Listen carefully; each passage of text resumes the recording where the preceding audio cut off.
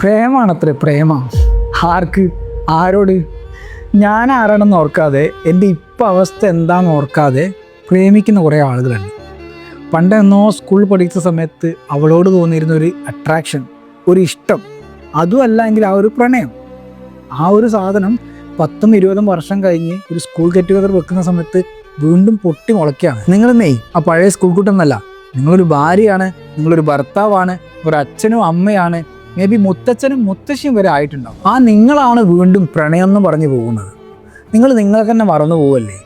നിങ്ങൾ ആരാണ്, എന്താണ്, ഇന്ന് നിങ്ങളുടെ സ്ഥാനം എന്താണ്, എല്ലാം നിങ്ങൾ മറക്കല്ലേ? ഇവനെ കെട്ടി ഞാൻ സേഫ് ആയേനെ, ഇവളെ കല്യാണം കഴിച്ചാൽ എൻ്റെ ഭാഗ്യമായിരുന്നു എന്നൊക്കെ നിങ്ങൾ ചിന്തിക്കാറില്ലേ? അത് സത്യം അറിയണമെങ്കിലേ അവളുടെ ഹസ്ബൻഡിനോട് അല്ലെ അവൻ്റെ ഭാര്യയോട് പോയി ചോദിക്കണം അവൻ്റെ ക്യാരക്ടർ, അവളുടെ യഥാർത്ഥ ക്യാരക്ടർ എന്താണെന്നുള്ളത്. അപ്പം ആരും ഗെറ്റ് ടുഗദറിന് പോകരുത് എന്നോ പോകുന്നത് തെറ്റാണെന്നോ അല്ലെ പോകുന്ന എല്ലാവരും തന്നെ ഇതിനു വേണ്ടി മാത്രം പോകുന്നവരാണെന്നോ എന്നൊന്നും അർത്ഥമില്ല.